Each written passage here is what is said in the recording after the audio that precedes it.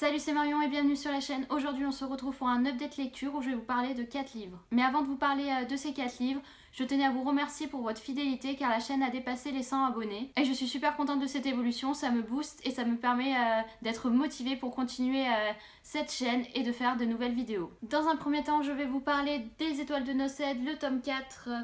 Origine partie 1 de Sophie Jomain aux éditions J'ai lu. Livre que j'avais hâte de sortir de ma palle parce que le dernier tome est sorti dans les mêmes éditions et j'ai vraiment hâte de conclure cette saga cette année. Je pense que je ne vais pas vous faire un résumé des Étoiles de Nocède parce que vous avez déjà dû en entendre parler suffisamment sur Booktube ou sur la blogo. Je vais juste vous donner mon point de vue et mon avis sans spoiler. Même si dans ce tome-là, je n'ai pas encore compris le comportement d'Anna. J'ai soupiré de nombreuses fois en lisant ce roman en ne comprenant pas du tout les actions de ce personnage. Pourtant, pour moi, elle avait gagné en maturité et là, elle a des réactions que je ne comprends pas du tout. Surtout en matière de vie sentimentale. Là, il y a eu un gros retournement de situation pour moi dans ce 4e tome.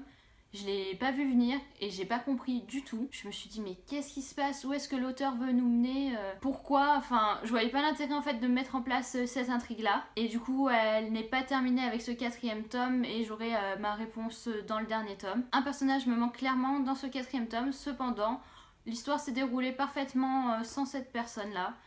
Et j'ai hâte du coup de voir son évolution dans le dernier tome. J'ai trouvé ce tome-ci un peu plus imprévisible que les précédents. Quelques actions où je ne m'y attendais pas du tout. Je trouve clairement que la saga se bonifie avec le temps. Les personnages sont beaucoup plus développés, les personnages deviennent attachants pour certains.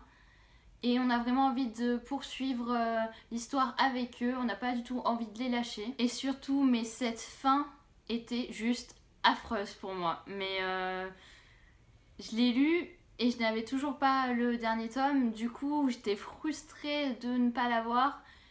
Et je me suis dit non, mais elle peut pas nous laisser comme ça en pleine attente. Je me suis limite dit que j'allais acheter le dernier tome dans une autre édition juste pour savoir la suite.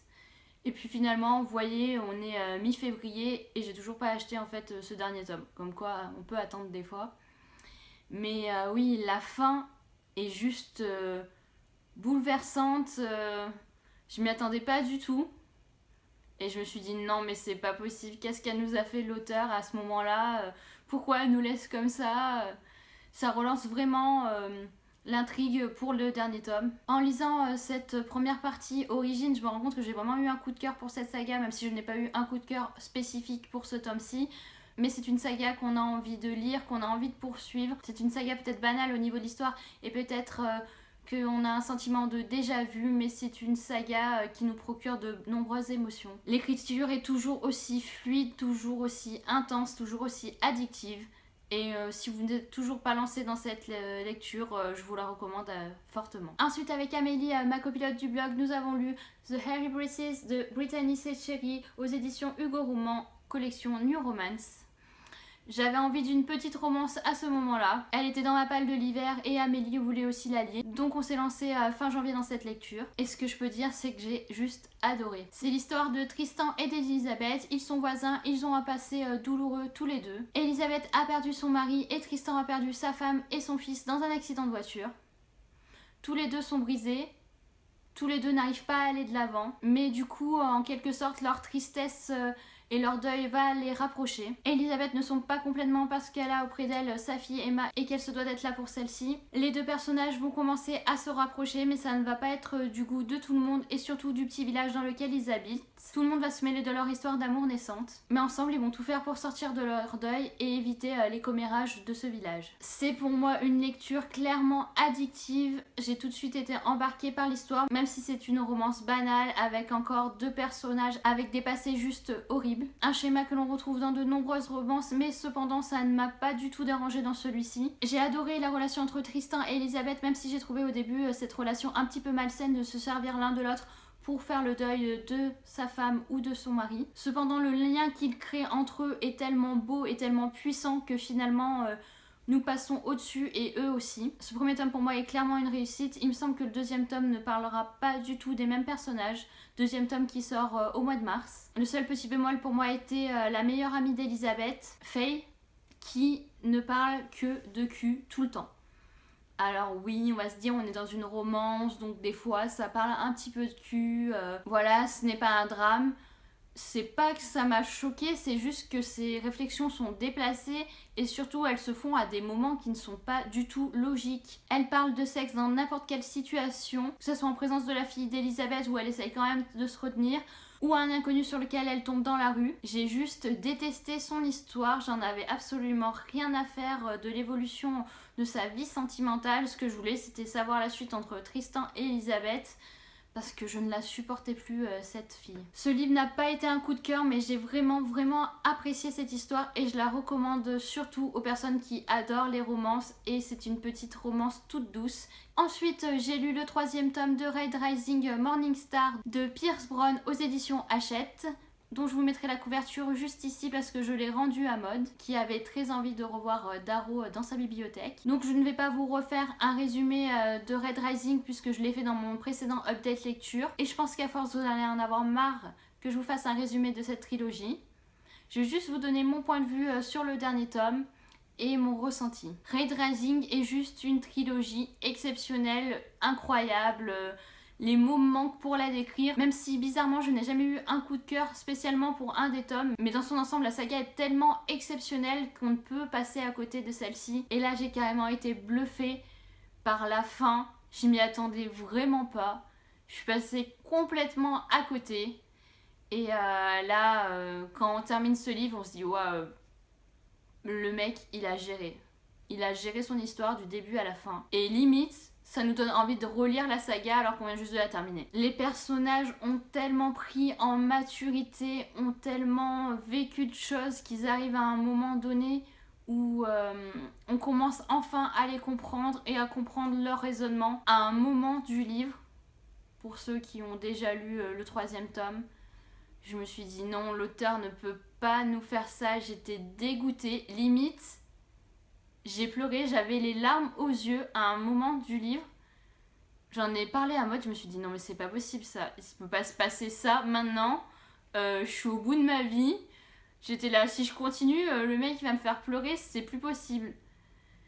Et je me suis dit mais comment il peut nous faire passer autant d'émotions à travers ce récit, comment il peut être autant captivant comme ça. Et c'est un 3e tome qui conclut superbement cette saga. Et je crois avoir entendu que l'auteur va commencer une nouvelle trilogie dans le même univers. Et là, ben, je signe direct. Dès qu'il sort, je me jetterai dessus et je le lirai. Et je vous conseille fortement cette trilogie. Si vous ne l'avez pas commencé, vous passez vraiment à côté de quelque chose. Et je termine mon update lecture avec Une Bresse sous la cendre de Sabbat Tahir aux éditions PKJ. Aussitôt acheté, aussitôt lu. Je l'ai juste dévoré en l'espace de 2 jours. J'étais à fond dans cette histoire, du début à la fin, et je ne regrette pas du tout ma lecture. Au contraire, je n'ai qu'une seule envie, c'est de lire le 2e tome que j'ai dans ma palle. Mais j'essaye de faire durer un petit peu le plaisir, car je sais que le 3e tome ne sera pas pour cette année. Et s'il est aussi bien que ce 1er tome, ça risque d'être compliqué niveau attente. C'est l'histoire de Laia qui est une érudite. Son peuple a perdu la guerre face aux Martiaux qui est un peuple guerrier. Ils ont pris le pouvoir et ils interdisent aux érudits de s'instruire. C'est-à-dire qu'ils ont l'interdiction de lire ou d'écrire, sinon ils sont capturés et torturés, ou pire, ils se font tuer. Il va se passer quelque chose dans la vie de Laia qui va faire qu'elle va devoir s'enrôler avec la rébellion, et elle va devoir espionner pour cette rébellion la grande chef de l'école de Blackheath qui forme les futurs guerriers de l'Empire. Dans cette école se trouve Elias, qui est un soldat et qui est en dernière année. Celui-ci ne se sent pas du tout à sa place dans cette école et va tout faire pour s'en échapper, sauf qu'on ne s'échappe jamais de Blackheath. Ce roman est juste vraiment très bien écrit. J'ai adoré avoir le point de vue des 2 personnages principaux, même si pour tout dire j'avais juste envie de lire les passages d'Elias à certains moments. Quand on nous coupait en plein suspense pour nous mettre un chapitre sur Laia, on se disait non mais c'est pas possible, j'ai envie de savoir ce qui se passe avec Elias. On lit le chapitre de Laia et en fait on a envie aussi de savoir ce qui se passe dans le chapitre de Laia. Dans un premier temps, j'ai pas trop accroché au personnage de Laia, je l'ai trouvé un petit peu trop réservé. On sent qu'elle n'a pas confiance en elle, mais du coup pour moi ça m'a fait de la peine. J'avais envie qu'elle exprime un peu sa force au lieu de tout le temps penser à ses faiblesses. Par contre, avec Elias, j'ai juste adoré du début à la fin. J'ai adoré ce garçon. Je le trouve tellement courageux, téméraire. Il a toutes les qualités possibles au monde et il a zéro défaut. Ce livre est vraiment passé à ça du coup de cœur. Je ne sais pas pourquoi je n'ai pas eu vraiment un coup de cœur alors que j'ai adoré ce roman.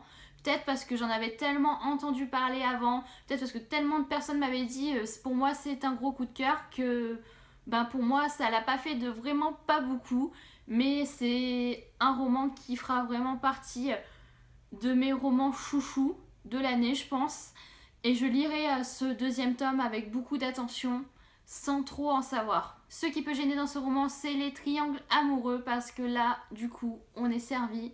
Concrètement, Elias est face à un triangle amoureux et Laïa aussi est face à un triangle amoureux. Nous avons donc un double triangle amoureux. Mais bizarrement, moi qui n'aime pas du tout les triangles amoureux, pour ce roman, c'est passé mais vraiment crème. J'ai pas trouvé que le triangle amoureux était forcé. J'ai pas trouvé qu'on insistait vraiment dessus. C'est juste deux adolescents, deux jeunes adultes qui ne savent pas encore faire leur choix et encore pour certains un choix qui se fait vraiment rapidement. On n'est pas obligé de savoir tout de suite qui on apprécie, on peut aussi douter en ne connaissant pas les personnes et ça j'ai vraiment apprécié. Finalement pour moi ça a été un des points forts de ce roman bizarrement. Ce que j'attendrai dans le deuxième tome c'est surtout un développement de l'univers parce que l'école est vraiment le centre de l'intrigue de ce premier tome et là en fait j'espère découvrir beaucoup plus que cette école, j'espère découvrir d'autres horizons avec Laïa et Elias. Et je ne doute pas une seule seconde que le deuxième tome va me plaire autant que celui-ci. Voilà dans cette update lecture 4 romans que j'ai vraiment appréciés, 4 romans que je vous conseille fortement si vous ne les avez toujours pas lus. Il s'agit jusqu'à présent de mon meilleur update lecture je pense sur la chaîne. Et j'ai hâte de vous présenter mes prochaines lectures parce qu'il y a eu vraiment du bon et du très très bon. Je vous souhaite de passer une bonne semaine et sinon on se retrouve vendredi prochain pour une nouvelle vidéo. Salut!